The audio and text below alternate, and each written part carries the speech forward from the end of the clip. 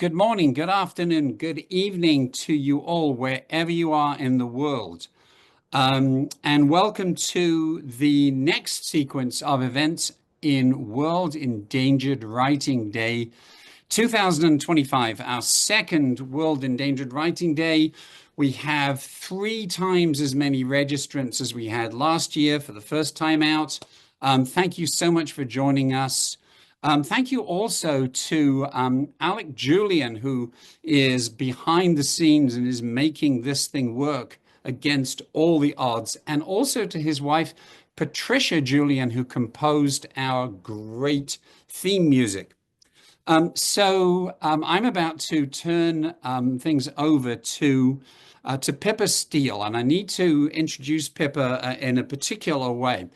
As you can all see, I am very old, and it has been occurring to me increasingly over the last couple of years that working sort of in isolation on my own on the Endangered Alphabets project was a very unsustainable move. And so I was especially glad that over the last couple of years, I have come to meet and work with a variety of people who are not only brilliant and interesting, but younger than me, usually significantly younger than me. So Pippa is at Cambridge University. A few years ago, she founded an early writing systems project called Cruise, where she was starting to think in terms of early writing systems, not simply in terms of their ancestry or their meaning, but their visual identity. And in fact, this has morphed into a second project, the Views project, which I'm going to encourage her to tell you about. Most recently, she has started the Rock Rolling to create an endangered writing network. So the scattered few of us around the world who are really interested in scripts and in writing in this sense can start coming together. And obviously, World Endangered Writing Day is another effort to start or continue creating that community. I am going to do the old guy thing, and I'm now going to go and take a little lie down with a cup of tea and a digestive biscuit. Pippa, I have made you and your 3 guests co-hosts, so that means you should be able to run the show, and Alec is here to give you whatever help you need. So without further ado or a don't, Pippa, this is all yours. Thank you so much, Tim, and thank you for putting together this amazing programme for the day. I'm very much looking forward to everything else there is to come. I'll just briefly tell you, well, Tim has already introduced me, but I'm here in a very rainy Cambridge today. And I recently have been working on a sort of mini project that I started up, the Endangered Writing Network. I won't try to explain everything about that to you because you can have a look at our website and find out more, and I don't want to take time away from our brilliant speakers. So I will just mention that we today, in conjunction with World Endangered Writing Day, have launched a new resource that I hope will be useful to anyone from minority language communities who wants to think about the way their language is written down or isn't written down if it's not yet. And you can have a look at that on our website. I've popped the link in the chat, and I can pop it in the chat again at the end of the session for anyone who wants to follow that up.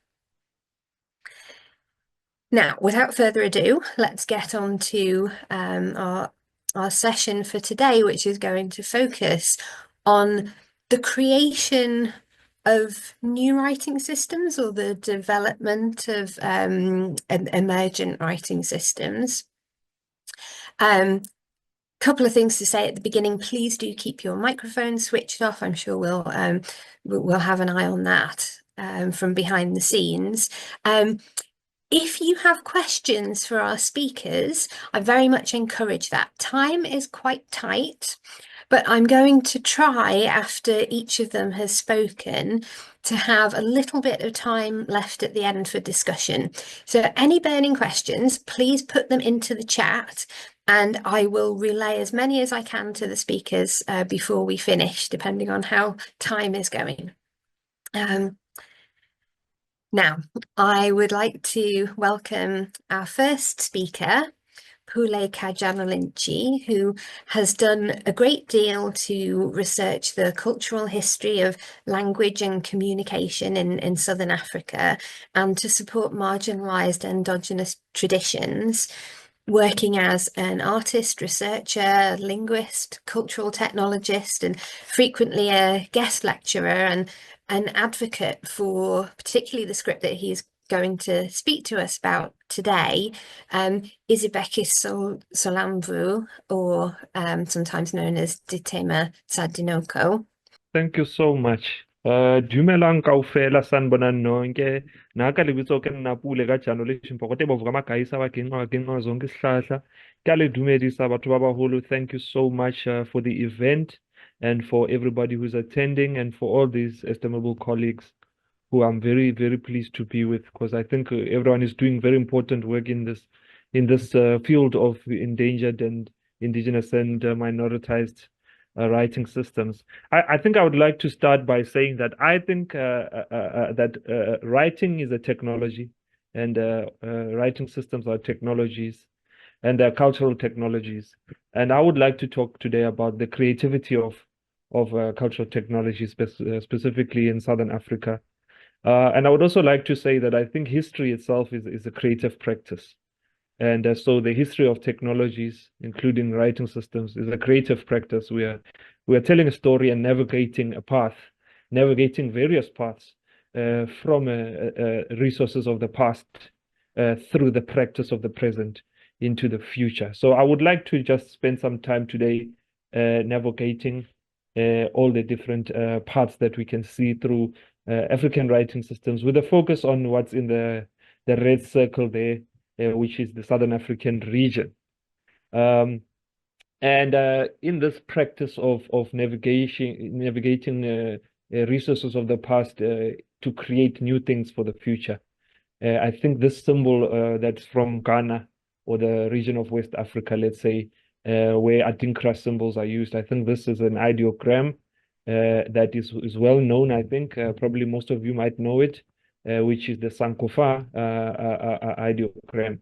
And of course, Sankofa, it means literally go back and get it, return, go get it. So we get the resources of the past. And when I say the past, in this context, I mean our pre-colonial past, let me say. So in a sense, we are doing a work of decolonization in what we're doing. However, we would like to stop to use this decolonization term, because it often focuses us on the colonial navigations through history that have been kind of etched in stone for so much of our education. And really what we're doing, I think most of us in these fields, is to do alternative practices of education and literacy. So we would like to challenge those things. And in a way that really is summarized by a term that I would like to introduce, which is botofatsa. Botofatsa. Hobotofatsa to botofatsa. And I learned this from a colleague by the name of Talane. And essentially, Hubotofatsa is to make Ubuntu happen, or Ubuntu happen, or make Ubuntu. And Ubuntu is this philosophical principle. So Hubotofatsa is this practice, an indigenous philosophical practice of this Butu, which is relational personhood. So it's the idea that I, as myself, am only myself through the other. This is a very simple principle that is expressed proverbially in our languages in this region. And so we can understand it in linguistic terms in our region as this kind of a cycle of generations of personhood through relation. So we have this practice of isintu or setso, which is a practice of personhood that creates a philosophy of personhood that creates the person, and then the person is you understand it. It's a cycle. So I think it's one aspect that I would like to also just flag up front, that writing systems, I think, all over the world often have quite extensive philosophies associated with them. If we think of Hangul, for example, in Korea, we know that there's quite an extensive philosophy that goes into it. And then also in the continent of Africa, if you go to Nkamba in Congo and you learn Mandombe, to learn Mandombe, you have to first start with quite a rigorous philosophical understanding of the principles from which the symbology is derived. So I would like to just flag that up front, as that the creativity of the system of writing is also a philosophical creativity and an endeavor of relational personhood. So through this process of Sankofa, we could say this Sankofa is this practice of relational personhood as well, because it's relating us to the past, to the people of the past, the voices of the past, you know. So we often, when I present about this writing system, I usually show a map of the continent, and I always ask participants, what do you see in this map? And people will say maybe the different scripts that they see. But then inevitably, someone is always going to mention that they see that the map is upside down. So I always say, well, no, it's the right side up, because here I'm speaking to you from the extreme south. So why should we put the south at the bottom? You know, it is a matter of focus. Now we are focusing on the north, whereas we're in the south. It doesn't make sense. So it's this idea of Hubutufaza is also to put the southern, or let's say the global south, as the focus of our philosophy and our practice. So of course, the south is the south, regardless of which side of the map you put it. If you go back 2,000 years to an ancient Roman map, they used to put the east at the top because their focus was the east, because they were orienting themselves towards that trade route. And so even the word orient, it comes from this, meaning the east. That's we are orienting ourselves, essentially means facing the east, from this Latin stem. And so even if you go 1,000 years back to a map from the Arabian Peninsula, in the Arabian Peninsula, obviously before the Suez Canal, in order for you to travel, you would need to go south. So it makes absolute sense for you to put the south. There's Africa at the top of the map. So I'll just start by saying that, okay, essentially, these things are just conventions. Writing is a convention, and we just ask the question, as all of us here who are essentially challenging the majoritized conventions. We're saying, do these conventions serve us, serve our culture, language, our philosophy, or do they not? And if they do not, then why are we not changing it? So I think that's part of the activism that we're talking about. So I'm going to talk about this back. Sohlamvu is the name of the script. In Latin orthography, a Q is a alveolar clip consonant. So it's back Sohlamvu, also known as Ditimatsadinuku. And this is what the script looks like. This is a passage of verse by the poet and prolific author of South Africa by the name of Samuel Edward Unemkhaya. He wrote this verse here. Lala njalo ke mbambushe ndune enkulu kulo nhlushe amabhongo wafezile bonke ubuntu bugqibile Mkhaya. And this writing system,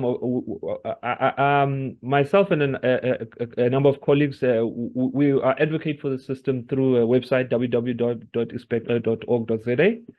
And there are a number of other resources that various people and various groups have made for the writing system around Southern Africa and also in the world. But this is just our contribution, and myself, I try to maintain this website wherever I can, although it hasn't been updated for a while. But the resource is there, including a keyboard generating, image generating keyboard that you can actually use to type.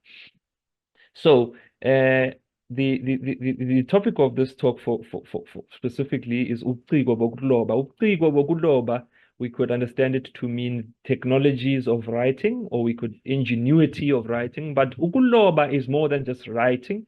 It is actually to fashion symbolic objects. So to encode, whether it's encoding in a computer or whether it's creating symbolic meaning through beadwork or basketry or murals, any kind of symbolic fashioning of objects in a visual form, I think could be understood as ukuloba. So I want to think broad in terms of what is this visual symbolism. So some indigenous writing systems. So I've been presenting about this writing system for quite a long time. This is from a conference 2016 where we were talking about decoloniality. But really now we would like to say we are tired of talking about centralizing the problem, and let's go to the actual resource, which is our cultural design and linguistic resources. So let's go to the resource which emphasizes the relational personhood. So if we look at the way the system appears, most often you see different forms it can appear. As you can see on the top, it's isibhekre sohlamvu in a tessellated form, which creates these bigger shapes, which can have a unit of the word as well. Like this is a word here, and this is another word here, and it can be broken down into its constituent syllables. And you see the constituent syllables underneath in a linear form. So the tessellation is often used for headings and for design purposes. Here we have ditima tsadinuko, the other name for the script. Ditima means the actual symbols. Ditima. These are called ditima, and these are also known as amapek. Those are the names for the actual characters themselves. And then this is the linear script here.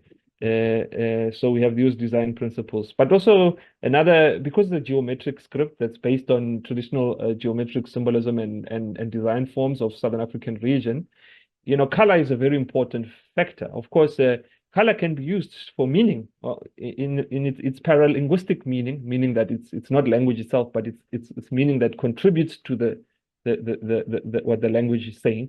And so there's different systems of color symbolism, and also there's just basic choices of color symbolism that people can use and do use.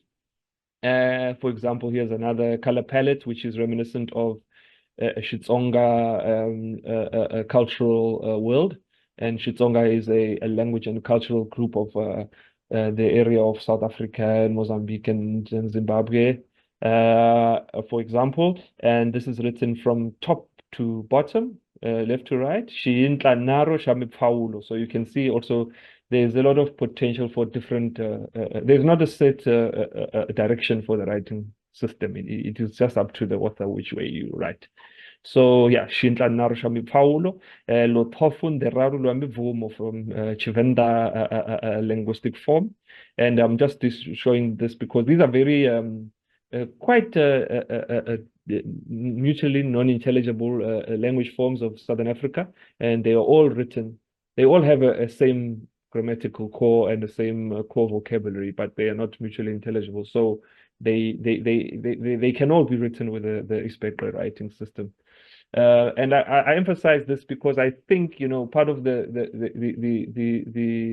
let's say the political mission of or that I would associate myself with the writing system is also this idea that we don't want to divide ourselves into the boxes that have been thrust upon us by previous regimes.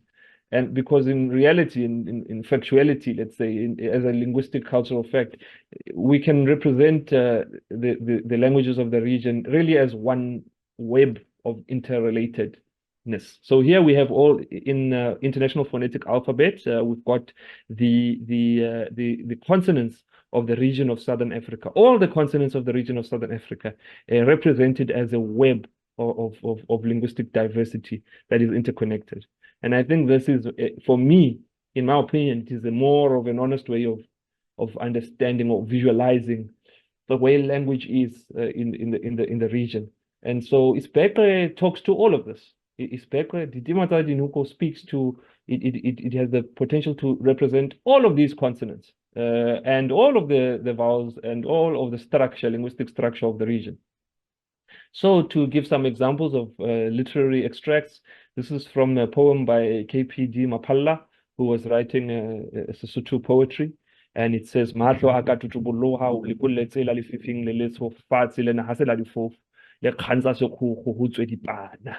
So you can start to see the way that if you're not familiar with the writing system, you can start to see how it's working. You can see it's divided into syllables. So it's a syllabary system, and you can start to see how it's looking. Here's another text by the author who was a novelist by the name of B.K.M. Tombeni, who was writing magical realism. And he was writing, for example, in this case, the big city of Johannesburg, someone coming from a smaller region, coming to a big city and has the sense that the city is now becoming like a human body, and the roads are like the blood vessels. So he's saying magonzo ya jone ahunzukile misiha vano yona ngati le ifamba ka misiyeni yoleyo ndilo himina nawe yena muhlayi wami ugaringeto lo ujone yena munhu wakona lo hina ingashilo swa yena. So the text is called Mipya ya Nyeka Nyeka, and we've represented it here in Inspector Sohlamvu. And I've taken that English translation of this text and I've put it into one of the so-called AI image generating applications, and it's come out with this image. And then we've put Magonzo ya Joni ya Hunzukile Misiha, that line, Magonzo ya Joni ya Hunzukile Misiha there. So it is also this navigating, navigating a text from 1966 through this indigenous writing system, which has ancient roots and a contemporary codification into a future of how we can represent ourselves differently, Okay, so we can talk about the two different possible styles of the Isbeka Sohlamvu or the Dimatsadinoko system. And of course, it's to do with the base unit called Ibekwe, which can be an isosceles triangle or a equilateral triangle. So obviously, the design functionality of it is such that there's different tessellation options for the different triangles. So this has been of use for a lot of different people who have designed visual any kind of visual artistic designs or objects. For example, sculptural work. This is by an artist by the name of Sandile Khatebe, and he's written the clan names of his family, Khatebe, Pongalim Timkulu, all the clan names of the Shubi nation, of which his surname is one of the royal names. And he's written them in with this kind of relief format with different levels and depth, using the geometric potential of the system to its full exploration, I think, in this kind of piece. He's done a number of these kind of pieces, so he's one of the artists who has used the system quite a lot in different forms. So you can see, it's essentially it's a sculptural calligraphy in a way. We could say that. I think that's an interesting way of understanding it. So even some of the sculptures are quite large, and by the way, that is Johannesburg city in the background. That's the city of Johannesburg in South Africa. So here we have a jewelry design. This is the name Kwabe, which is a clan name. Kwabe. This was done by university students at the University of Johannesburg, where they have an annual program where they learn about the writing systems of the continent, and they learn the Isbeka Sohlamvu writing system if they don't know it beforehand. And then they create jewelry designs, and recently they've expanded the program for not only jewelry design but industrial design, and those students are working together, so they will make jewelry that maybe has some technological function, like maybe it's a heart monitor or some earphones or things like that. You know what I mean? Different applications of using the symbology in a practical and visually exciting forms. So that's Kwabe. Here's a jewelry designer by the name of Lilia Hasty, who's created this moho. Moho means unity or oneness, togetherness, one together, and it's a ring, and it's, you can see the symbolism, the circle and the unity, and we know all these things. So here's Umuntu Ngumuntu Ngabantu. So this concept of Ubuntu Fatsa that I was talking about at the beginning, the philosophy is expressed in, this is the proverb, Umuntu Ngumuntu Ngabantu. A person is a person through people. One is not a person alone. You only derive identity through relationality. I think that's the underlying philosophy. And we can see how it takes more meaning when it is inscribed in the indigenous writing system. It becomes quite, you start to dream when you look at it, I think, in my opinion. I think that's a strong creative potential there. So if I go back to the text I showed at the beginning of Mpai, what we can see, I'm just demonstrating the difference between the Latin orthography or the Roman script for writing this is the Xhosa language, standard Xhosa language. And I think that you can see clearly that because there's lots of digraphs, trigraphs, quadrigraphs in the Latin form, the lines are not even, whereas the verse itself is very even. The verse is having a very fine meter, la njalo ke mbamboshe ndu nenkulu kulonhlushe amabhongo afezile bonke ubuntu bugqibile. You see, and that is so essentially what we're saying is that the specular system actually represents the language closer to how it sounds orally. So we know that in Africa, our main resource is oral resource. And so our writing has to have in my opinion, has to have a very strong connection to orality and an embodied nature of it. It's embodied, it's the rhythm, these things must be visible as gestures in the visual form. And I think this is also what Isbecker also achieves in this sense, So, uphawu olulodwa lukhombisa uhlamvu olulodwa ezilimini. So this is the simple structure of the writing system. One symbol is one syllable in the language. Okay, so this is a syllabic system of writing, and as many of you will be familiar, that syllabic systems of writing are actually the most common writing systems in the world. They are more common. They are not majoritized. They are minoritized for the most part, but they are actually common. Most writing systems are more syllabic than anything else, if I'm not mistaken. But I think I've researched that before, and I understand that's the case. In the continent, the ones that we've represented here on this map, you can see these are syllabic systems. So we've got Ispekre Soshamvu, Mwangwego. By the way, I see Orin Yusuf is here. He's been working on Unicode proposal for Mwangwego, and also now for Ispekre Soshamvu. So there are those of us who are familiar with these writing systems. Then Mandombe, which I've spoken about earlier, which is the liturgical script for the Kimbangas Church of Nkamba in Congo, which has a very strong philosophical grounding, of which takes quite a long time to learn. One has to be quite serious about those studies. A friend of mine has done those studies before. Bamum script of Cameroon, and then Ge'ez, of course, we know in the region of Horn African region, like in Ethiopia, for example, the majority script in Ethiopia. And then, of course, Vai syllabary of Sierra Leone and Liberia is, of course, these are syllabic systems. But of course, the most common, let's say, in Southern Africa, for our context, most people are not really familiar that we have our own writing system. They are familiar with only the alphabetic system of Latin orthography. But I would always like to remind people that, of course, the Latin alphabet, inevitably, it descends from an African system, in the sense that it descends from the Medu Necher, or the ancient Egyptian system of writing.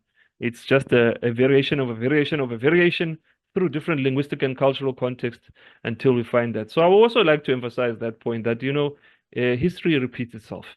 And of course, in West Africa, we have a writing system, which is an alphabet, which is Nkwo,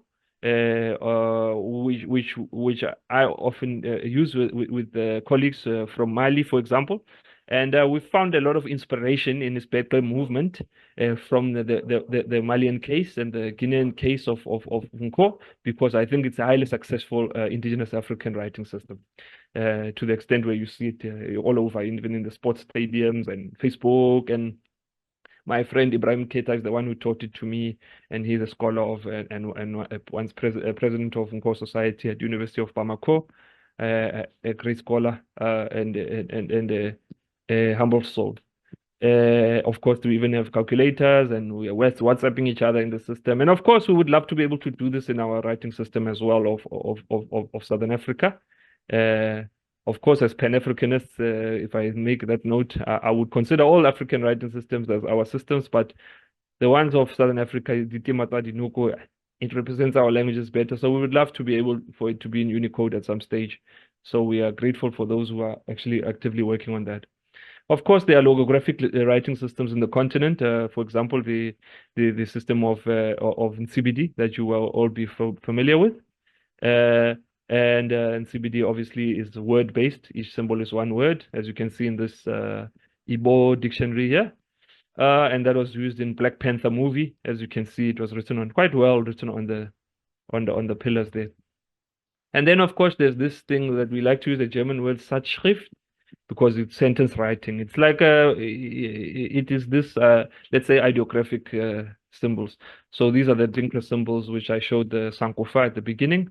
And of course, the very famous Chenyame symbol of in Ghana, you'll see it everywhere.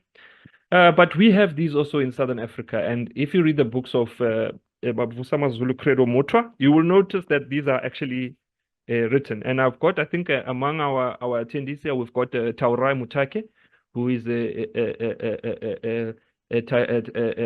researcher into writing and typography design, and has worked and has made some publications around these symbols, which are the Sintu or ideograms, let's say. And so the Ispekla system is drawn from this tradition, which is ideographic.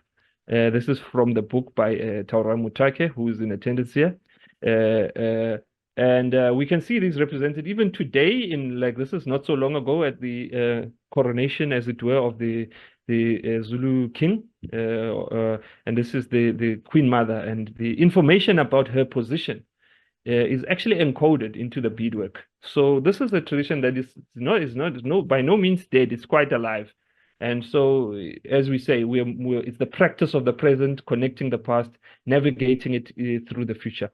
And we have this practice also in mural art, in Sesotho mural art from olden times, even practice today, where these are symbolic murals, which are called ditima. These are actually called ditima. And they've been studied in mathematics in terms of their property of rotational symmetry, is where they're generated. And these have meanings. Each of these are different meanings, and they have cultural meanings. Like this is a clan totem that is actually inscribed into that.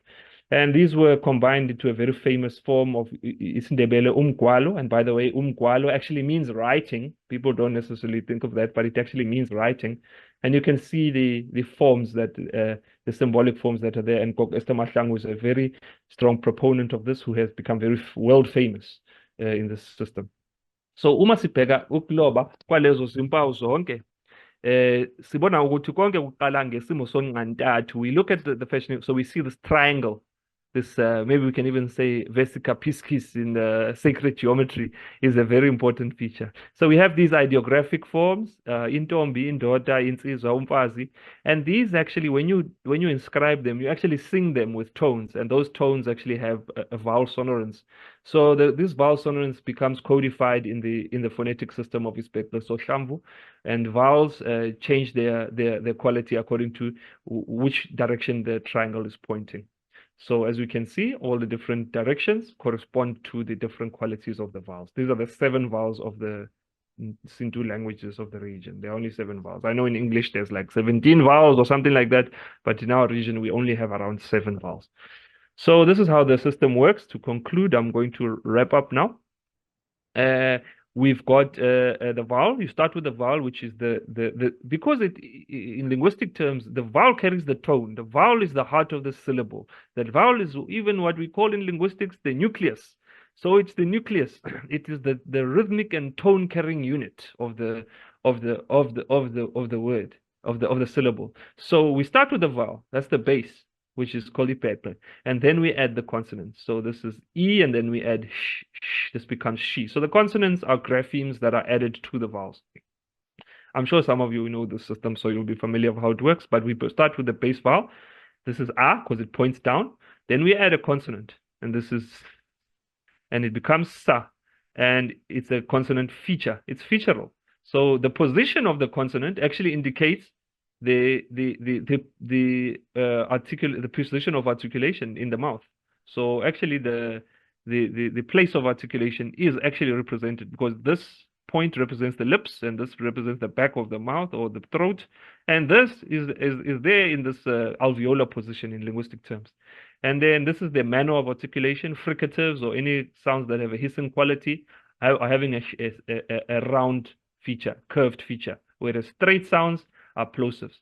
And here we have a nasal feature, which is pre-nasalization, so it's adding another feature, and this is a voicing feature. So you see it's a featural system where graphemes represent actual phonological features. We break down the sounds into their phonological components in the system.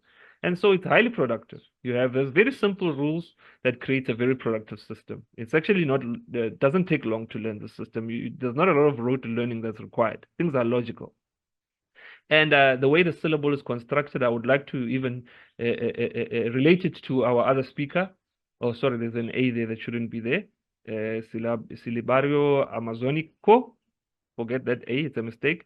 But anyway, I'm showing that our system of Isberge also builds up segments into syllable blocks. So just like, which is also similar to Korean Hangul. So we make this link as well across the ocean.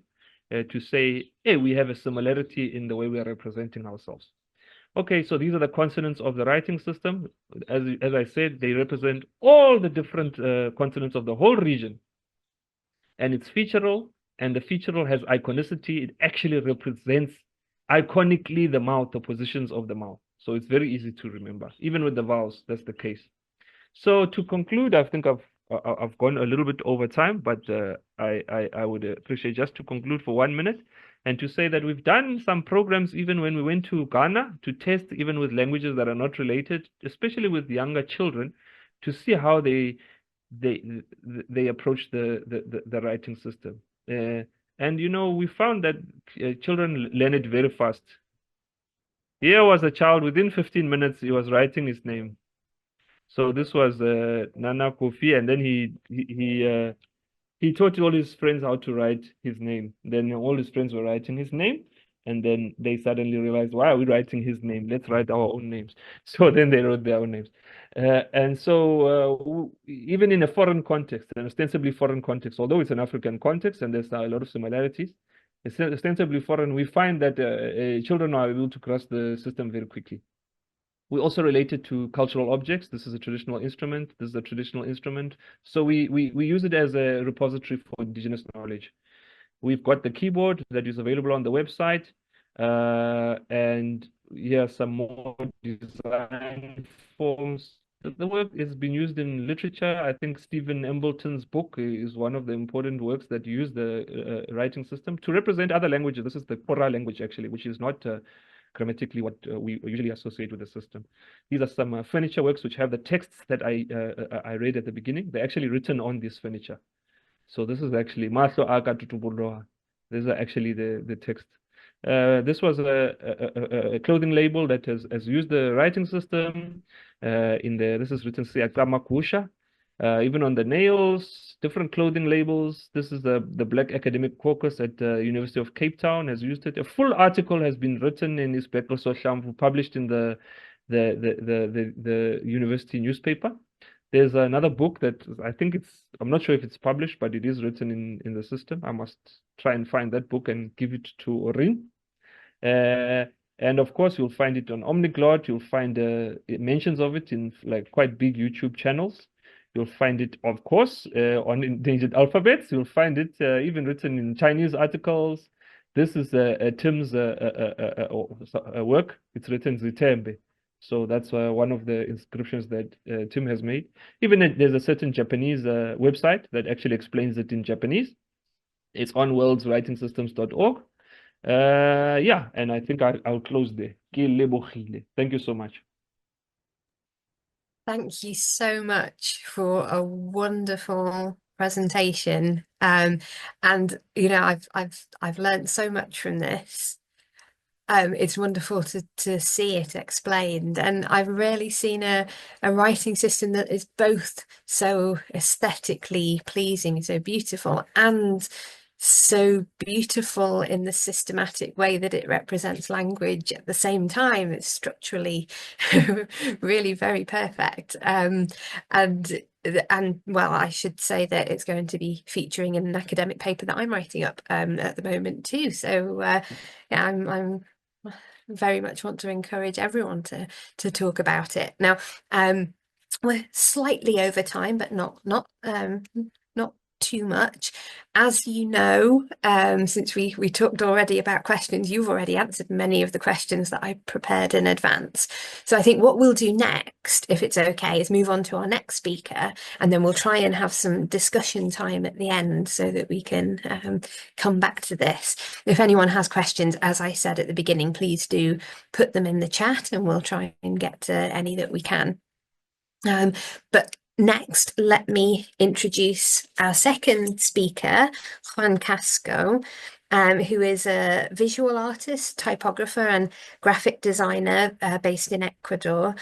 And based on research on both writing systems of the world, both from a sort of linguistic and anthropological point of view, and research on local language and culture, he has designed a writing system for indigenous languages of the Andes and Amazon area, the Silabario Amazonico, which, as we've just seen, has some very interesting structural similarities with Uzbek Sojamvu. So I'm very pleased to welcome Juan, and I will now share my screen if that's all right, and please tell me when to move on to the next slide. Yeah, is this okay to say next or? Yes, just say okay. Next and I will move on. Thank you so much. Take it away. Thank you so much, Tim and Peppa, for the invitation, and thank you to all the people which is attending this this conference. Silabario Amazónico, now I rather call it Silam, is more faster, even for people who talks another language is different than Romance languages like Spanish, Portuguese, or French. So next. And yeah, you can visit a website. As you may know, the world has different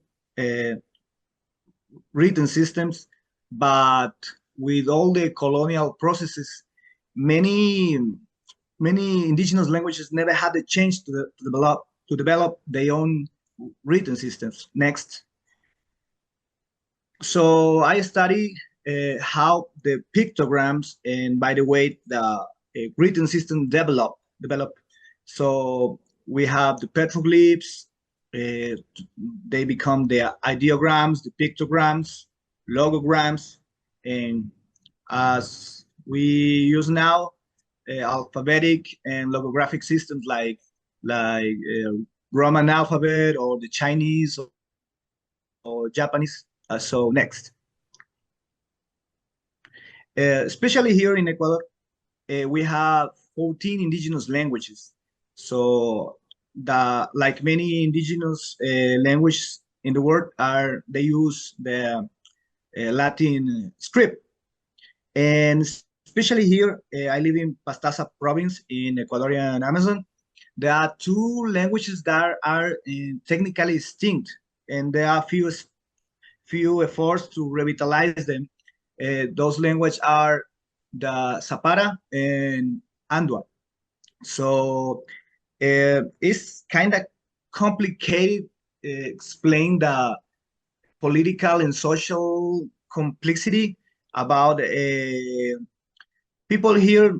They say we live in an encounter of cultures, but I would say we live at this encounter of cultures because there are many like open wounds between Blanco mestizos with indigenous people.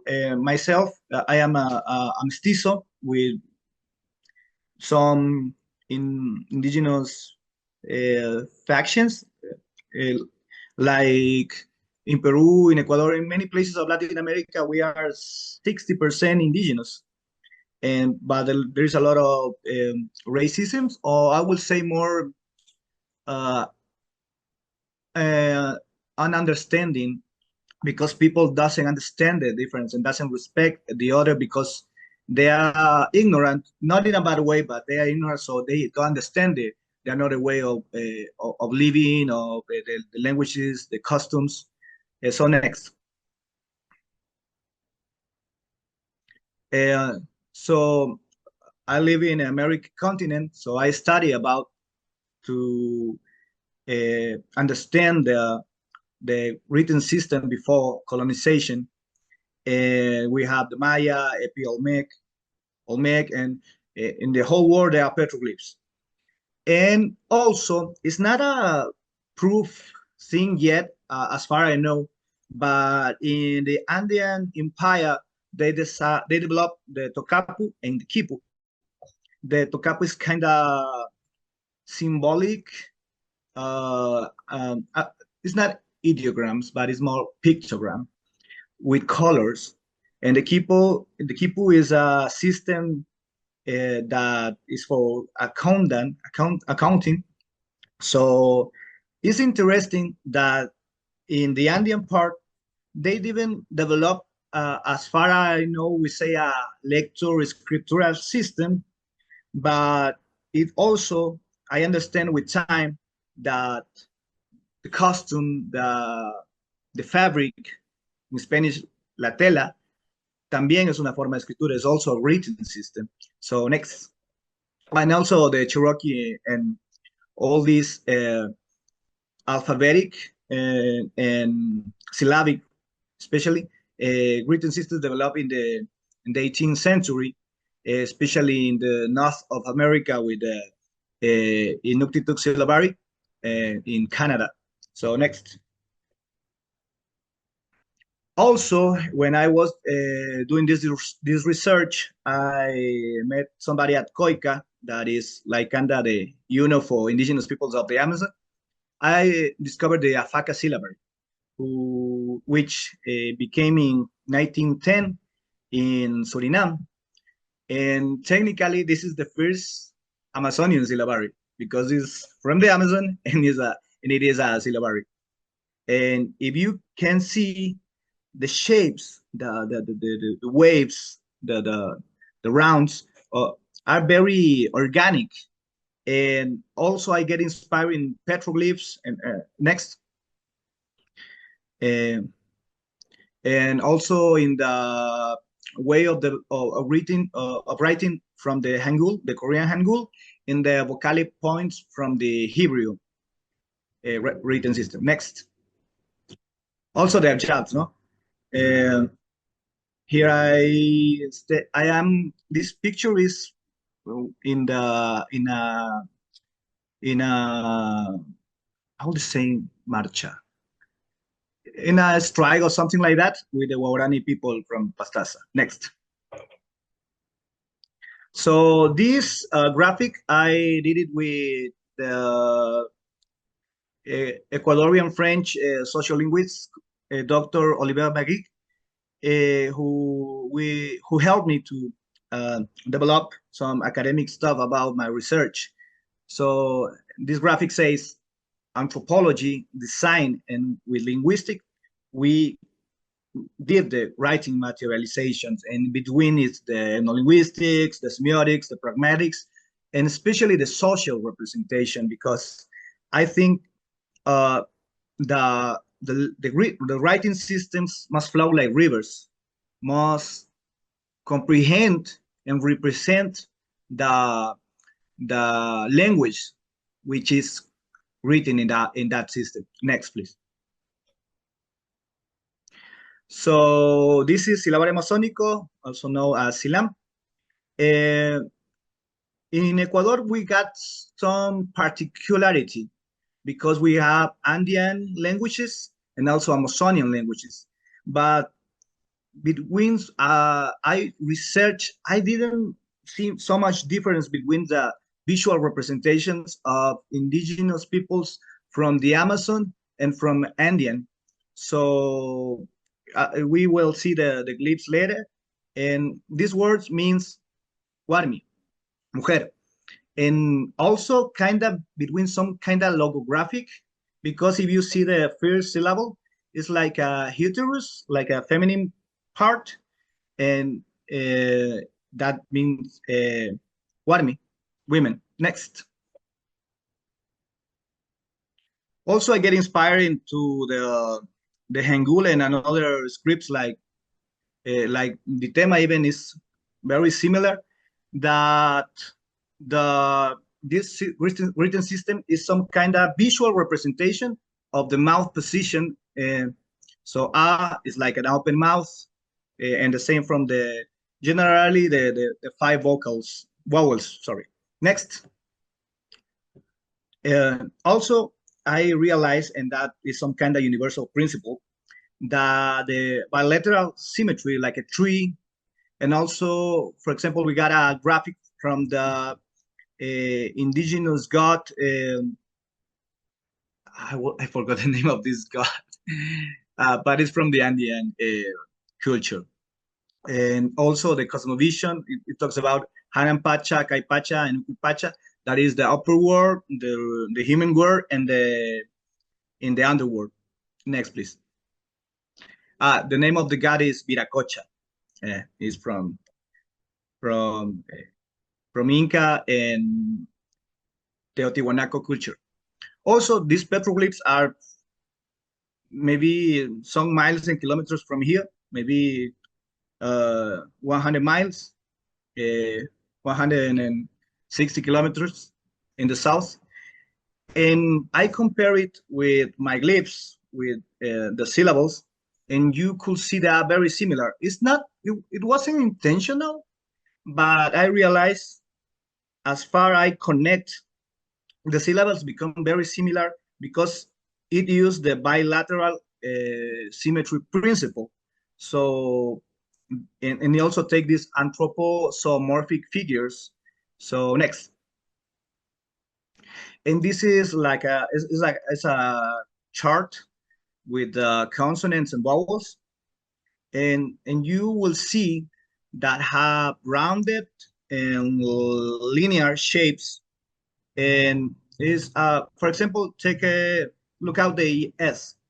It's like a mouth in the middle. It's like it's like you will put a camera upper the head of the person, and it's like a lateral cut. And if you pronounce the S, it's like your own mouth making that position. So it's like a snake.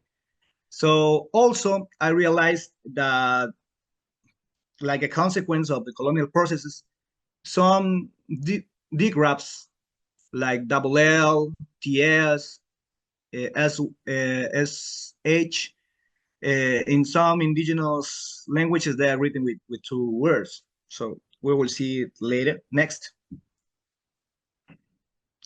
And also I research about give it every symbol a social and anthropological representation. For example, the P could see as legs, the R like a heart, or the shape pattern of the serpents like the boa, which is a big snake like the anaconda. Also the M is like a jaguar face. We got a lot of felines here, and also they always very similar like the Latin O, like the sun, the moon. The A open mouth. In Spanish we say ñ, and tilde, to pow, to harvest. It's like a pow. Also we got the double L. It's like a fire. Next. And it's very similar to the Korean. A base with a consonant and a vowel, and it also has the change. Next slide, please. Yeah, and we have some composition principles.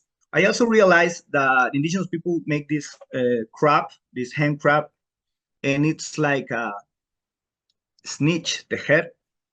And we got each letter block must contain one syllable. Simplification principle, strokes can be merged, which is typographic ligatures. And also space reduction principle. Syllables can contain or embrace others. It's like a hug, in Spanish, abrazo, which is also like indigenous ethic principles in some cultures. Next, please. And I was realizing that some wave of block construction, especially in Andean civilizations like the Incas, are very similar the way uh, we compound these syllable blocks.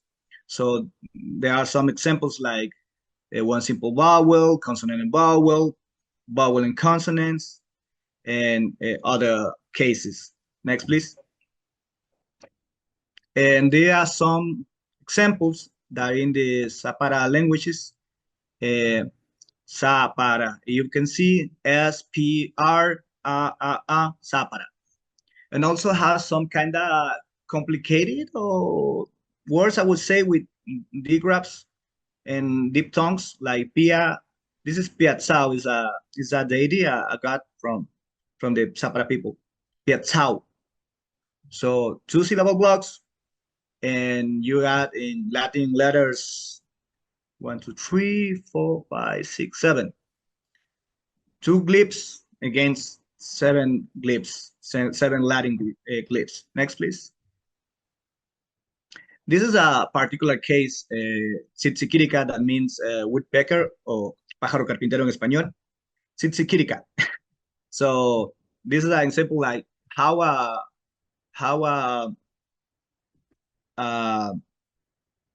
can be more easily to write a complicated word. Next, please. And I realized you may know something. Quechua language is a family of languages, not one dialect. I will say 11 which is present in Chile, the north of Argentina, Bolivia, Peru, Ecuador, and small parts in Colombia.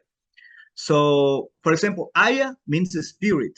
So I was experimenting with mixing word particles. So ayahuasca means root. You may know ayahuasca is a plant which is used for altered states of calm science and some kind of spiritual tourism. That is a problem, by the way. And also wasi, that means casa, home or house. Chalwa, pez, fish. So I did this typographic ligatures, and it looked like kinda Chinese, or even reminds something to the Maya glyphs. Next, please.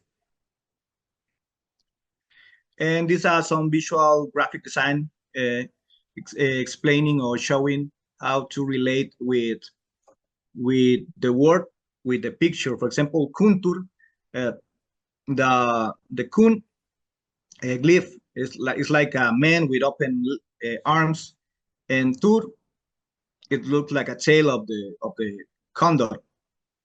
Ayahuasca, you see the example. Meñe in Huauteredo, which is the language from Guarani people.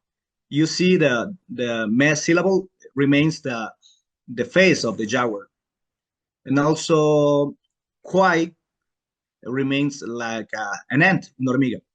And mocawa means vessel, vasija en español. Next, please.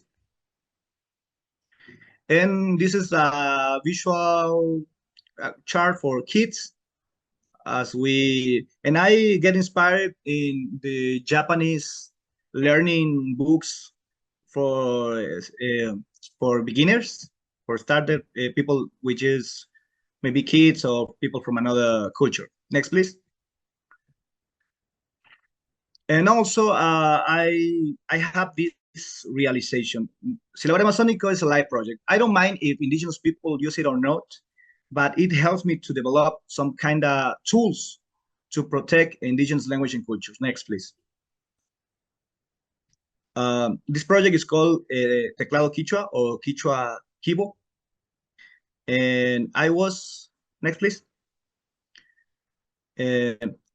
As I have been talking, in Ecuador, we have one unified Quechua, but it's very Andean. And I live in the Amazon, which in the graphics is the Hana Pastaza or La Cuenca del Bobonaza. And there are many dialects, and the Amazonian dialects are significantly different from the Andean dialects. Next. But in the 17th, next please, they unified it. Next please. You next, yeah. No, you may know the digital keyboards. Next please. And I research and in the Google database of the keyboards available, but I realized something. They hide the other glyphs. So I made this proposal. Next, please. Next. So you may know the QWERTY disposition of the keyboard that is, I don't know, 200 years old. So this is my proposal. Latin letters that are not present in Quechua for use in names of places, institutions, people, brands, and words from another language like Spanish and English. Indigenous people are living people, and they have the right to make business, to fall in love with another culture, to name another places. And sometimes I say we see indigenous people like gods or paria, and that is not fair. They are human, like anybody of us. So the way of write their own language also doesn't have to hide the social encounter with the Occidental society. So, for example, there is a word Inti that means sun, sol, but in the Amazonian dialect, they call it Indi. So it's a allophone, and the same happened for K and G, and also in the Amazon, they represent the H with the J because, as you may know, the Spanish language is the only language maybe that represents the same with the J. So also put another key for digraphs like SH that sounds ch or ch or TS or double L. Por ejemplo, you calla, por ejemplo, callana. That means like a black vessel. Next, please.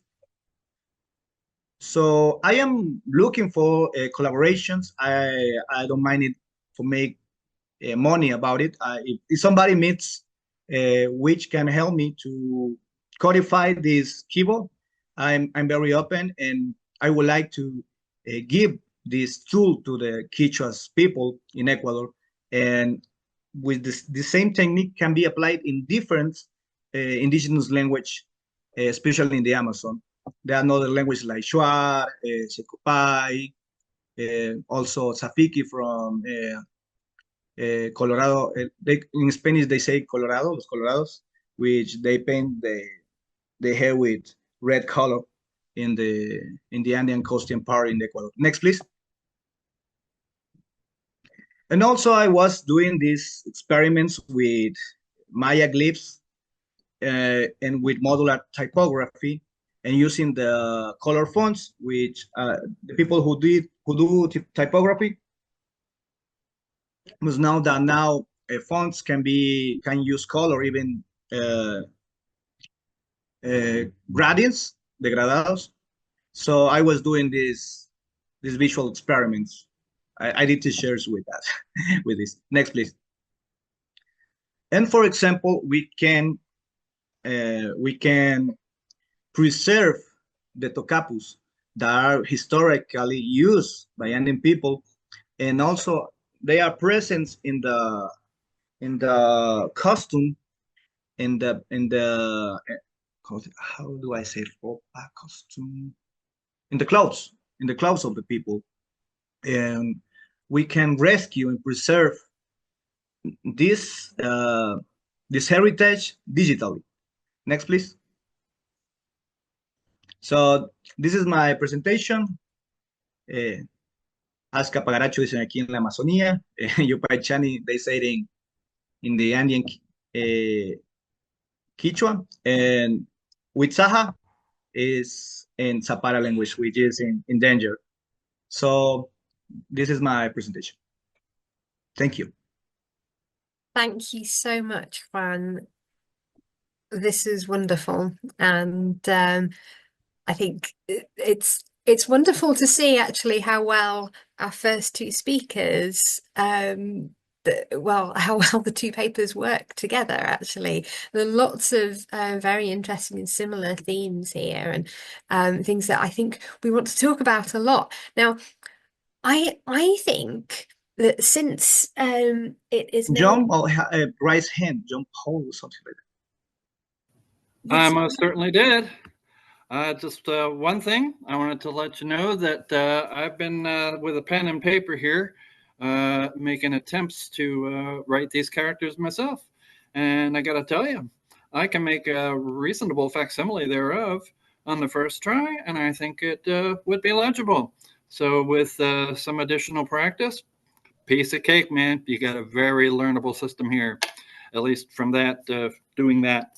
And also, I'd like to hear a little more about how pragmatics fits into the materialization. So I think we'll move on to the discussion after we've talked to our next speaker, if that's okay. But we'll bring pragmatics up as the first thing that we talk about when we get to the discussion, I promise. And you know, it may well be something that everyone is interested in kind of chiming in on, but just in order to make sure that our third speaker gets a fair chance, and thank you so much, Juan, for this paper. And I think it's wonderful that we have people trying out the systems in the background too. And you may know that Tim now has a session later on in the proceedings that will be a sort of workshop. So why not bring any scripts that you've learned during the day to that if you're attending that one.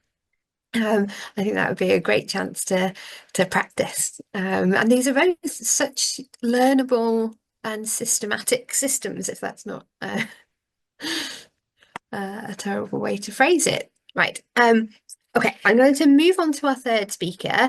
So for this one, we're going to have more of a sort of Q&A session. So our third speaker is Jerry Leonidas, who is a professor of typography at the University of Reading, where he specialises in typeface design, both as a knowledge discipline and also as an entrepreneurial activity, sort of walking two worlds there.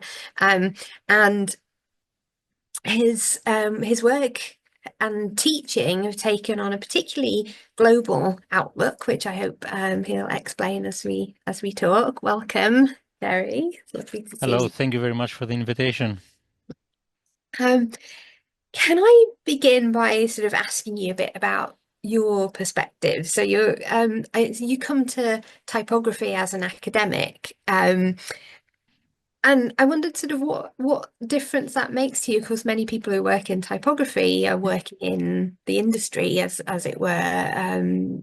So sort of looking at it from a more kind of commercial point of view. And I wondered what are the most important areas for theoretical research in your research at the moment? Yes, I'm going to ignore the word theory because that's a very big chapter, Okay. and so we could be here tomorrow talking about theory. But I would say that typography is a field of knowledge, and that means that it has a body of knowledge that gets passed on from generation to generation of people who are involved in it. There's mechanisms for adding to this knowledge, there's mechanisms for evaluating this, adding it, correcting it, so on. It's not something that exists just within the practice of a small group of people. And I think this idea that it exists at a higher level that spans and perhaps even at one level exists separately from the specific project that people are active in, gives it a different kind of identity and makes it sit alongside, like Juan showed, anthropology and linguistics. It exists on that level and can have then this kind of dialogue between these fields. I'm quite unapologetic in defending this position, because if I want to look at communities and how they communicate, how they express, how they produce records, then the visible form of language is integral into this. And the moment you move away from some sort of rural environment into larger collections of people, you begin to have some form of typographic arrangements of text. And the more advanced the technologies, the more advanced also the typography or the tools that are available to people. So then you start engaging with the technology of production, you're looking then at the market, you're looking at ideas of entrepreneurship, production, how are people motivated to do things, and so on. So it ties into quite a lot of the development of a community, all the way back from a sort of small rural environment through industrialization, post-industrialization.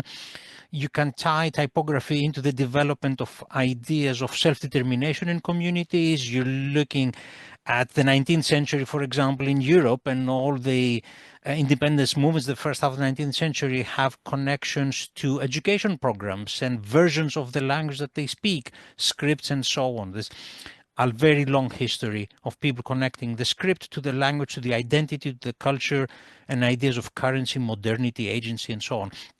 So an academic environment buys us the space, the distance from individual actions to see these kind of things, and then also give people a framework for having these kind of conversations in themselves.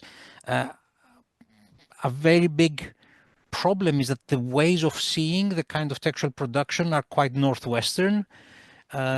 What is knowledge is a codex bound that sits on with a spine on a shelf, for example. And that influences what we think is competent, advanced, mature in a community, and so on.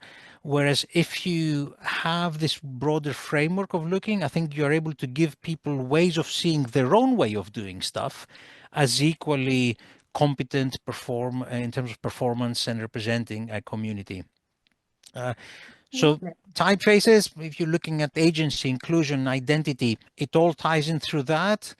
And that's the framework for typography sits as a discipline. Wonderful. And yeah, I mean, we've seen from our first two speakers just how contextualized writing is and how culturally contextualized. Is there a sort of a place for, I'm not sure if indigenous epistemologies or pedagogies is the right sort of term for it, but within that sort of framework?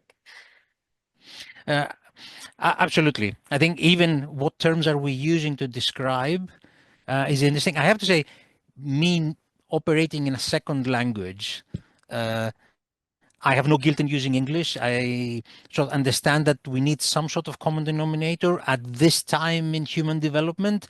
It seems to be that English functions well enough for this. And therefore, I'm starting with training people to use a certain terminology or think it certain ways in the English language. And then you need to give people a way of taking ownership of this and producing the terminology in their own language. That might happen, for example, by sponsoring translations of texts or local education initiatives where identifying how we will define typography, typeface design, the relation to the technology of text to what we do is taken ownership by the people on the ground rather than something that is given by someone from another environment.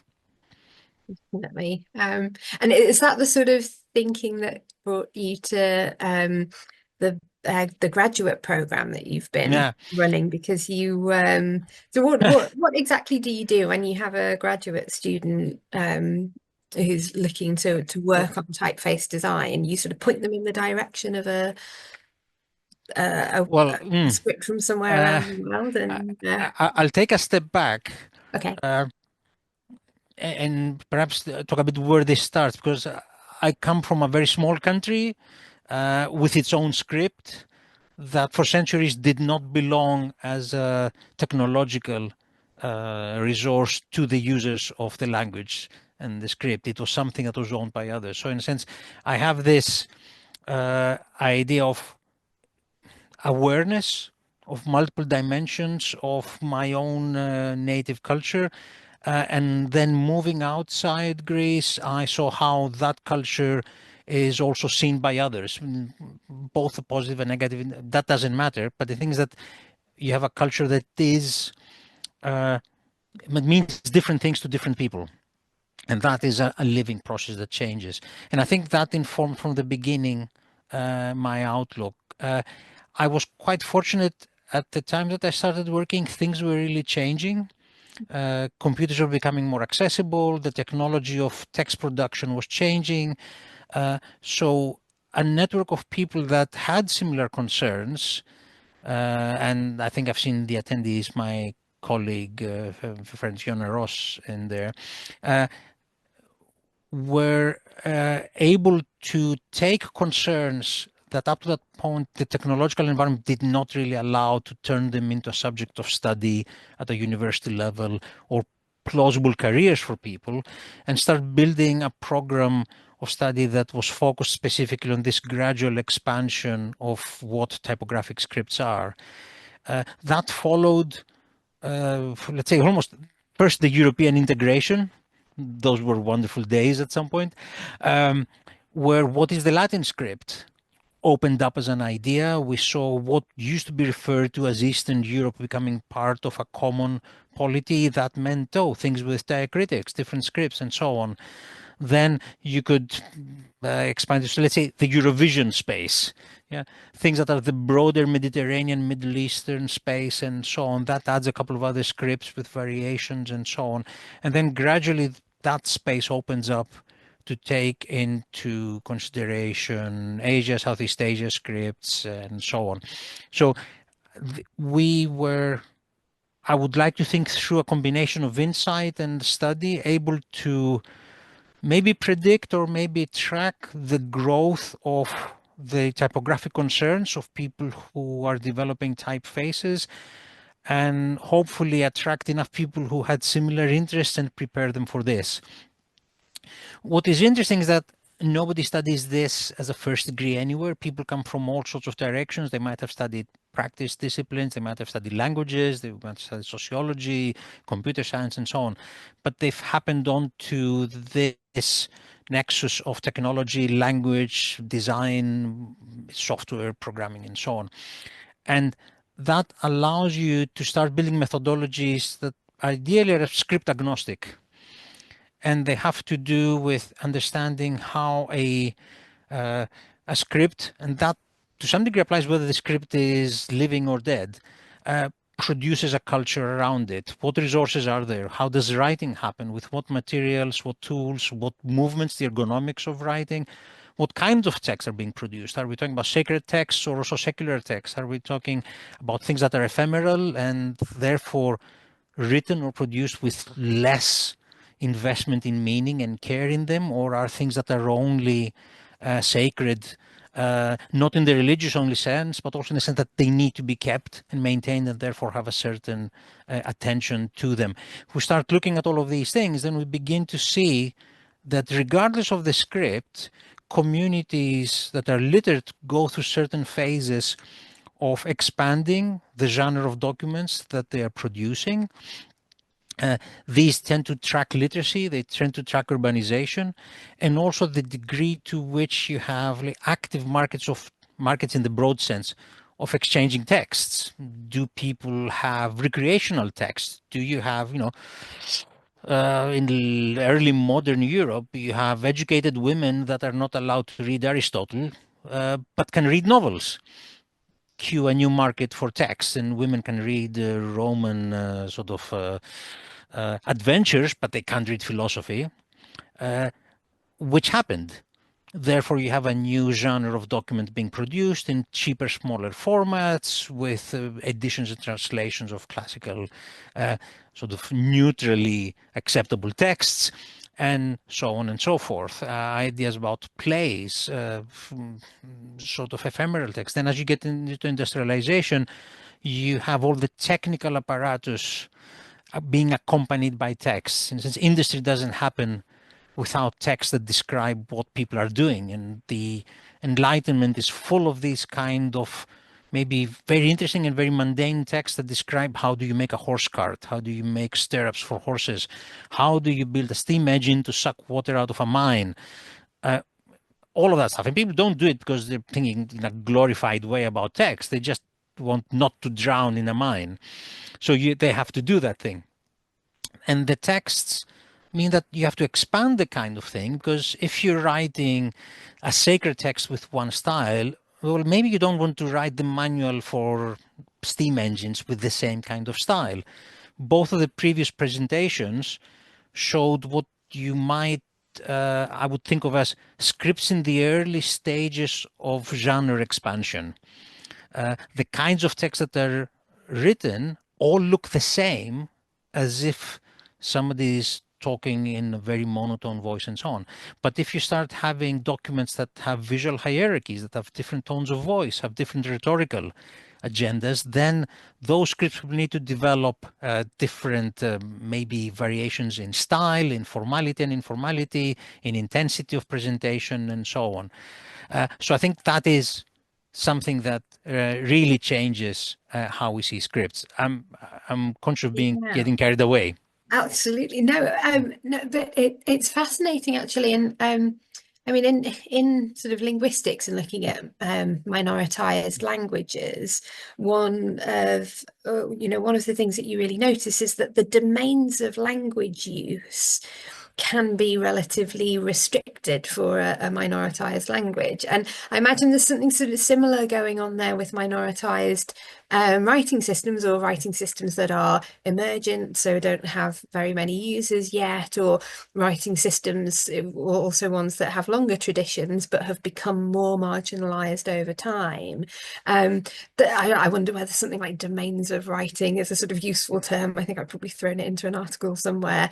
But really sort of thinking about where things are used, but also where they can be used. I imagine this is sort of an important part, and somewhere where there's an inequality for marginalized writing traditions and languages. Absolutely. And there's a very big difference between writing and, let's say, typographic writing, in that writing, I can just get a piece of pencil and write it. The moment you begin to have something that needs to be multiplied, and you want some efficiency in making it, then you are immediately hitting risks of materials investment and labor and techniques that allow you to do things and so on. So then, when is a minority important enough for someone to develop the technology to write with it? And what is a minority? How big is the minority? Is it so? There's a very interesting thing there that we might be thinking from a point of inclusion, but then for somebody else who says, "Oh, I need to make typewriters. I need to make a keyboard," and they say, "No, there's only 15 of you. I don't care about 15 of you. I need 15,000 of you to make a typewriter worth my time." And we can see this when people would be using Foundry type. That you buy a set and then you might hack the thing to just print the characters that you want, or flip them around, QIPA, and that's why it looks weird, because it uses existing resources mostly. Cherokee, that one of the speakers showed, that's exactly, it's based on existing typographic resources that make its propagation easier. In a materials environment, that makes sense. In a digital environment, you can't say, I'm going to invent a script, because to draw digital shapes has exactly the same investment and risk as drawing other shapes. So there's a lowering of the barrier with digital technologies in allowing us to, for example, capture the writing that people are doing, or invent new forms that don't have the historical baggage of existing scripts and produce something new. The bottleneck then is which keyboard? You need to make the keyboard, and okay, maybe Juan made the keyboard, who distributes it? How can you make sure that that keyboard actually reaches the users? Because, and that's the tricky thing, there's this false idea that digital technology is democratic. It's not. The gatekeeper to the distribution of the keyboard onto my phone is a corporation, at worst an institution, at best that I really not necessarily have any access to or any influence over. And unfortunately, I have to say, Pule started saying, oh, let's not talk about colonization and so on. We need a word for this indirect practice of access to resources that enable people to communicate, and the ways of thinking about them being controlled by a fairly small number of corporations that have a very tight geographic location and way of thinking. So they are not Western. There's no such thing as a West, actually. It's too complicated. They are Northwest American. Because again, if you go to the States, East Coast and West Coast are very different. There's a very different cultural idea in an engineering environment that is operating in Silicon Valley than what is in the universities in the East Coast, and certainly what is in Europe. But if you have a engineering-led way of thinking that is driven around things being justified by their market value, then somebody coming and saying, I've got 15 people that need a keyboard. I'll give you the keyboard. I don't want any money, but can you push it to all the systems? Then no. Yeah. Oh, we need to get our script onto Unicode. Who are the gatekeepers? I need to write a report. What does the report look like? It's in English. It needs to follow a Western engineering / academic format to be written. Therefore, if me as a representative of my community don't have someone who has these skills, I cannot get my script acceded onto Unicode.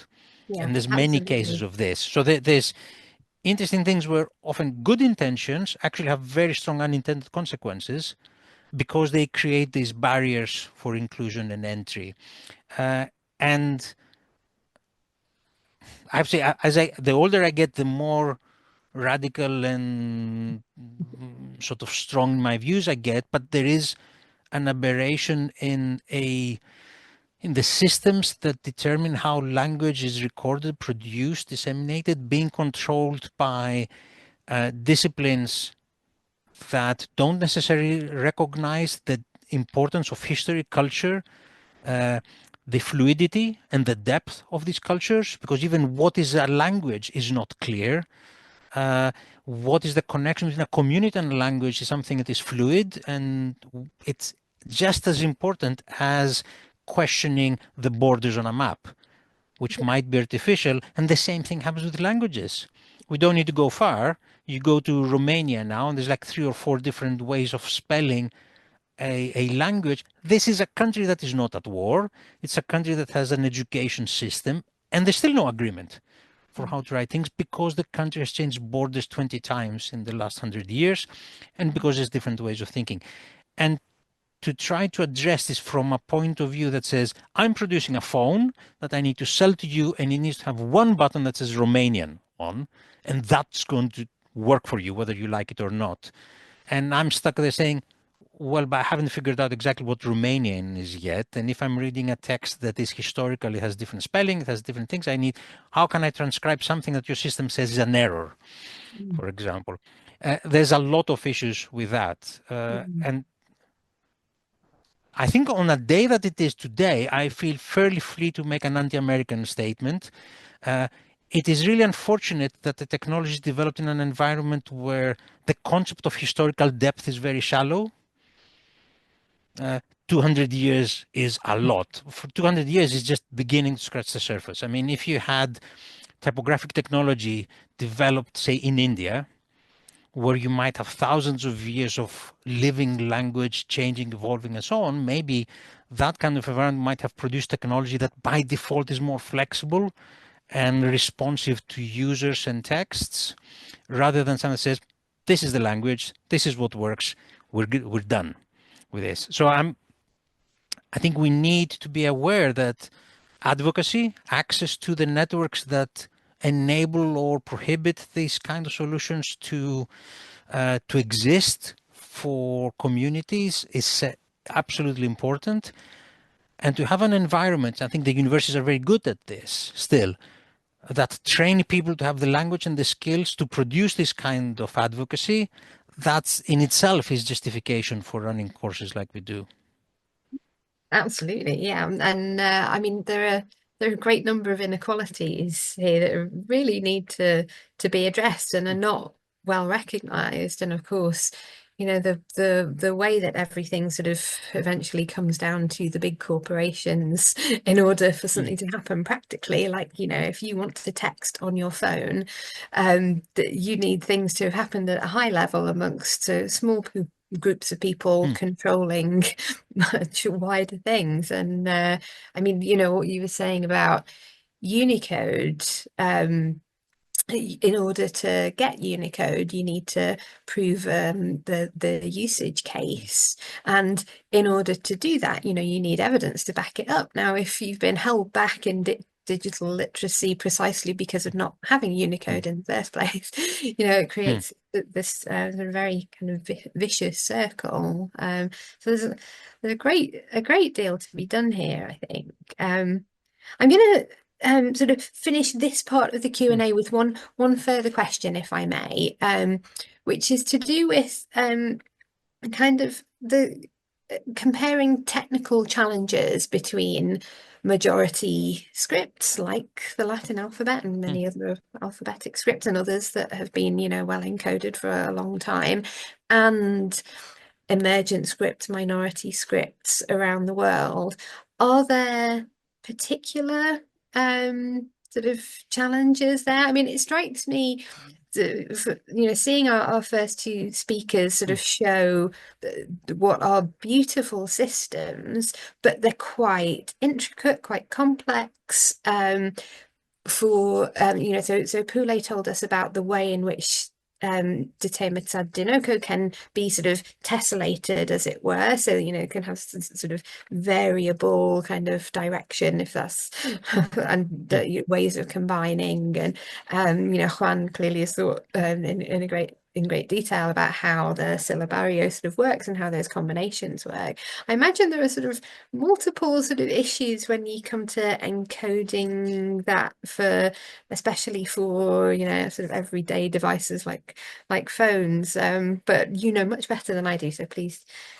I think something I've heard is that the thing that you can point at is usually not the thing that you want to examine.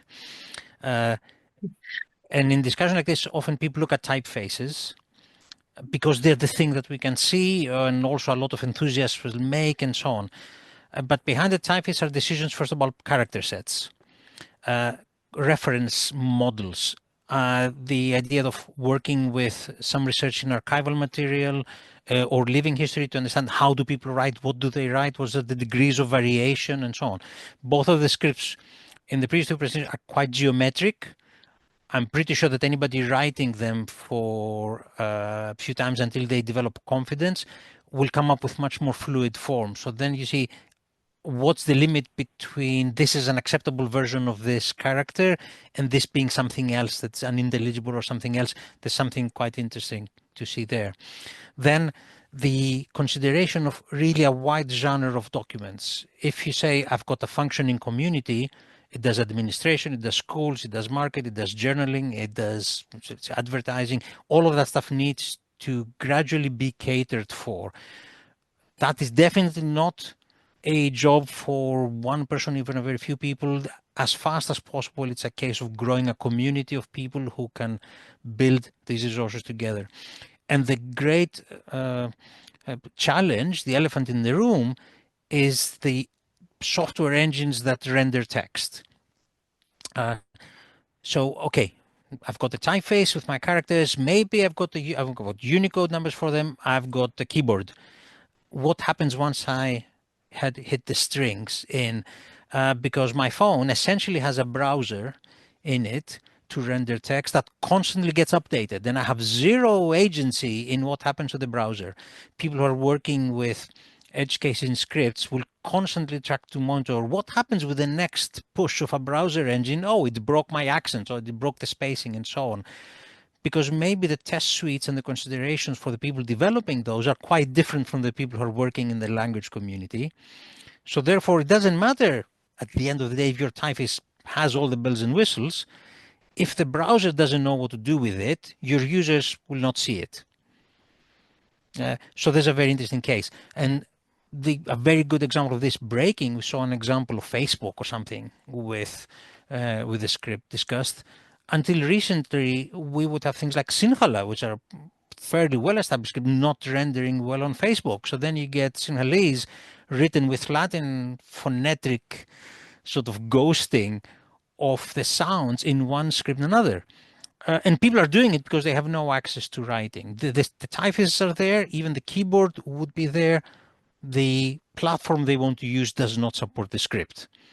And I think that is the really big problem, that stuff is clearly locked into the operating systems or the applications that corporations are using, and they are not something that is truly open source and editable by communities for their own specific scripts.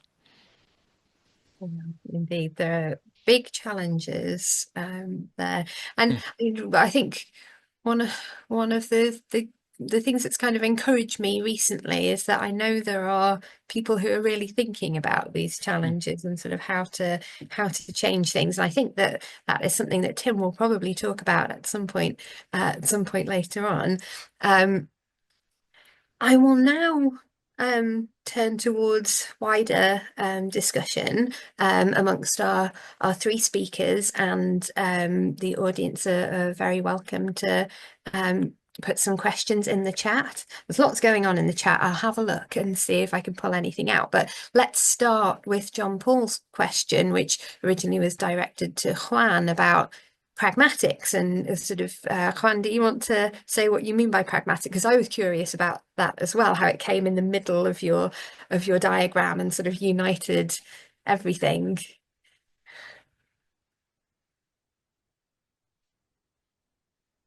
It was a question to me or for Gary? Yeah, no, for you, Juan. I will say I admit my ignorance in some fields of research. That was the reason 6 years ago I connected with some professionals, but I don't know if I'm answering the questions, but I would say there are I don't remember the name of this law. Sometimes the easy answer is the more practical answer, but I would say that sometimes people repeat actions, repeat customs without contemplating or to reason about why they do the things they do.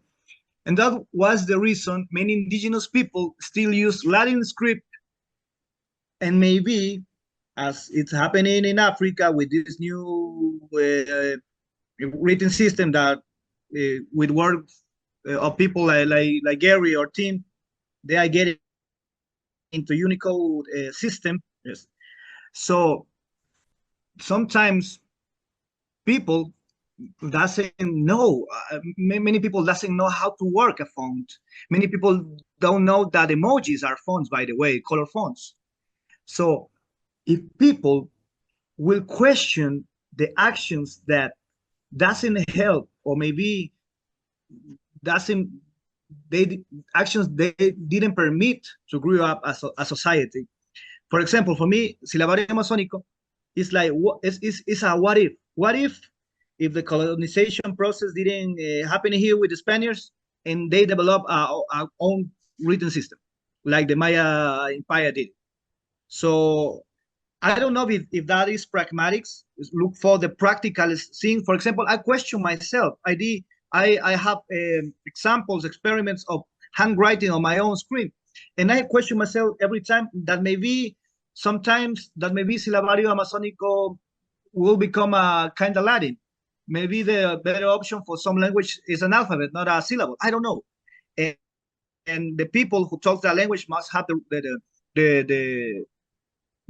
choose the election to look for what is better for they. But some people, and especially here in Latin America, they are fighting against oil exploitation, mining, politics that doesn't respect the indigenous people, the own ignorance of the Blanco Mestizo society. So in the end is the education and the technology. So sometimes for me, do this kind of research is a political act. And I was talking about the social disencounter. So when you are making a new project, you gotta socialize. You gotta tell the people what are you doing, why are you doing that stuff, and the technology and the education is a powerful tool. Like Gary told, I don't mind if there are 15 or 25 people talking a language. That language deserves to be preserved. So I would say that I don't know anything about linguistics in academic way because I am self-taught, and I hope one day get that academic degree. But that is for me. It's like the example of the Atlant. Those American folks, they didn't were academic linguistics. They were indigenous or native people trying to experiment and preserve their own language. That is my opinion. And thank you. Thank you, Juan. And speaking as someone who has come through academia trained as a linguist, I'm not sure I can speak for all linguists, but it strikes me that that there is more to do even within linguistics to embrace indigenous views of how language works, and you know the ways in which languages are described is something, and the way that writing systems are described is something on which there's a great deal of research. I was looking very recently at Aztec writing because I attended a very wonderful seminar given by Gordon Whitaker, and just sort of thinking about, and you know, looking also at quipus, tokapus, and so on, writing systems in the Americas that have features that are not very well described by current theoretical models for writing systems. I think it's, you know, it's worth saying that there's more research to be done as well. So, you know, you could be influencing linguistics at the same time as, you know, kind of wanting to sort of be within the academic circle, as it were.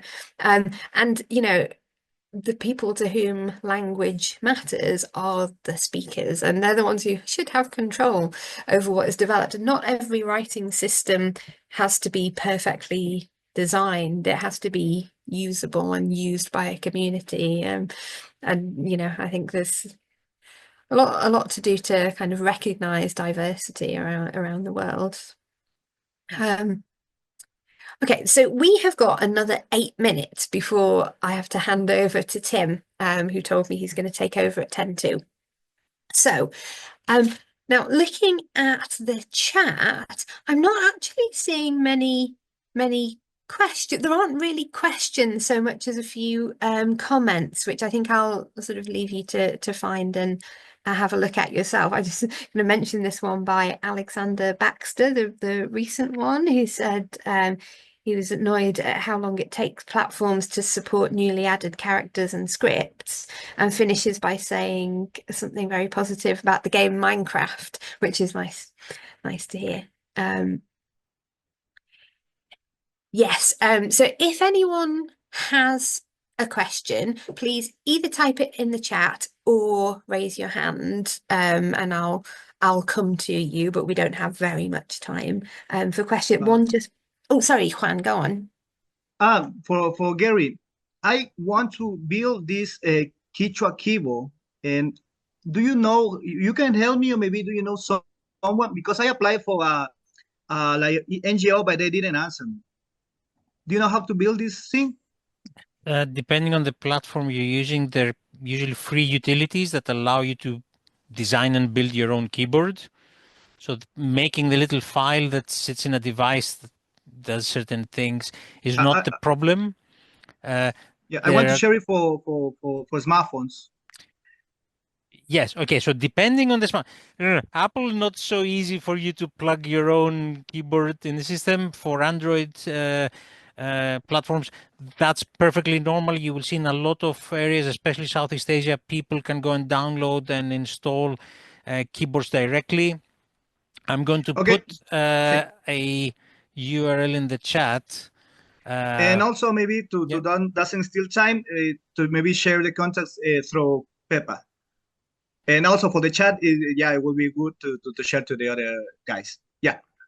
Yeah, absolutely. It's good to see people connecting, and yeah, kind of connecting people with diverse skills is an important thing, and in fact is one of the reasons that I started up the Endangered Writing Network. I mean, we all already have Tim behind the scenes, who for years has been finding things out and has been connecting people, and that, you know, I didn't come along to try and in any way replace that. It was really to add sort of us academics who are kind of in the background working on things, and would really like to be able to connect with people who are working in the field, who are working in typography, in digitization, and so on. And really, the Endangered Writing Network is just about bringing people together, and you know, the idea of us is for us all to work together. So if you know, just a little sales spot, but anyone listening now, if you're interested in being part of wider conversations and getting very small amounts of emails from us, which is all you really sign up to, though we do have a Discord server as well, for sort of geeky writing related chat, please do join the network. I'll just pop the link in the chat again. And just before I hand back over to Tim, perhaps I could just relay. So there's a quick question from Grant. Who says, might Reading University opt to support the development of invented scripts in some form? No question from Grant is a short one. It is a question. That's why I'm not letting people Yes, so we try to make as much as possible of any resources that we produce available. It's slow, but also that happens through networks that we have. We've done a lot of work in trying to create platforms that are zero cost, making just taking just advantage of whatever we have at our disposal. So like free conferences, hybrid things to get communities together. A lot of the research that our students at master's and PhD level do as quickly as possible goes online in a number of different platforms, of course, because the texts really belong to their authors. Not as organized or systematically as I would like, but it does happen. And what I can say is that because this has been happening now for 25 years, there is a substantial community of people who have come through here, have built the right kind of skills, and then they make those skills and those ways with their own, and they go and do things in all sorts of parts of the world, where also they make their own better versions of what they experienced, and that's I think the test of the system. Absolutely. And since we're very close to needing to finish, oh yes, Juan, go ahead. I see somebody wrote, "Hi Juan, there is a possibility of Unasimi Quechua, and I see a complex thing. I would say that happens in Peru, that they are so into the dialects. There's like a civil intellectual war with which dialect is the most important. And I would say it's not the same written that pronouns. For example, in Spanish, the word dado, they are not the same phoneme.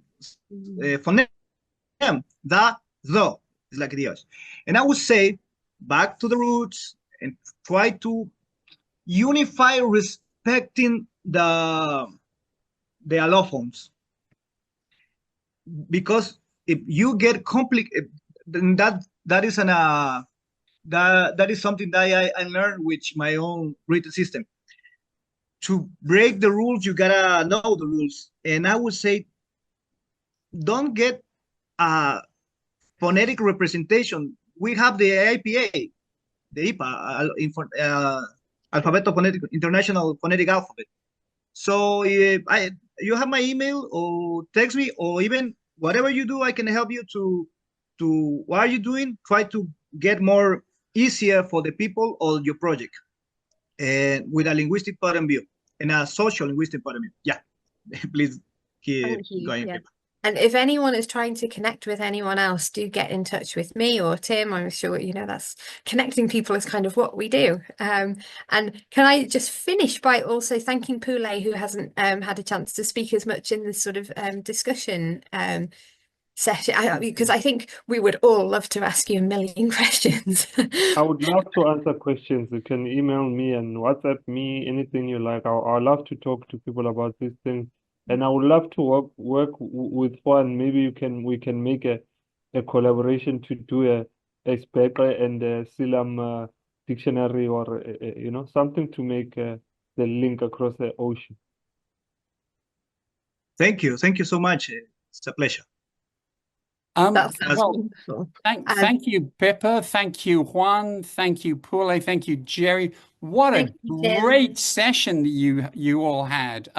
Thanks also to all the people who threw in links and questions and conversation. This was great. To follow up on something Pippa said, I'm going to be sending out a questionnaire that Pippa has been developing and that I'm going to add a couple of questions to everybody registered for the conference, which basically says, if you're interested in helping, let us know. Let us know what your area is, what your skills are, blah, blah, blah. So that will be coming out after the conference. Before we move on to the next session, I have some books to give away and a couple of other items. So don't tune out just yet. First thing to say is that World Endangered Writing Day has no sponsors, has no grants. Everything we're doing is on volunteer time and supported by individual donations and work by volunteers. So if you can help, because there are more expenses coming up in video editing, etc., please hit the donate button at endangeredwriting.world and we'll be very grateful. If you'd like to know more about the world's rich array of minority scripts, then you can just go to the Atlas of Endangered Alphabets at which is at endangeredalphabets.net. And the atlas is now also available in print, and it's at Amazon. You can get links to that through endangeredalphabets.com. Don't forget, we've got a couple of different websites. So now, books to give away. So I'm going to hold up what we're giving away right now. So we do, thanks to my publisher, we do have the print edition of the Atlas of Endangered Alphabets. But also, earlier this morning, we were talking about indigenous writing systems. And here's something that I worked on with indigenous communities in the Chittagong Hill Tracts of Bangladesh. So in that area, children were not educated in their own mother tongues, and they never even saw their own mother script. And so the Endangered Alphabets Project worked with Our Golden Hour, a nonprofit based in the Chittagong Hill Tracts. And we produced several of these books based on traditional tales of the region and illustrated and printed in English and this one's in Marma, which is one of the indigenous languages of that region. So I am going to use the traditional, take the pencil and stab into the list of names, and then I will contact the people whose names I stab, because I only have your email addresses, and I will say, are you interested? And so for that reason, I'm going to pick 3 numbers. So we have a backup in case someone says, no, I'm not interested. And so hold on here. This is the tense moment of the morning. Okay, 98, registrant number 98, registrant number 147, and 212. Okay, so I'll be getting in touch with those and contact them saying, are you interested? And we'll do another giveaway at the end of each of our sessions. So that's about it for now. Coming up next, the formidably intelligent Sign and Symbol Research Group, an extraordinary group of academics and intellectuals loosely based at Warsaw University in Poland. So we're going to take a 5-minute break, and then I'll be back in 5 minutes to introduce them, and they will take you to places you've never thought of and talk about writing and art in ways that, as we've already heard in these discussions, really show that using those 2 words separately is misleading and possibly even racist. So thanks so much. Hit the donate button if you can, and I'll be back in 5 minutes.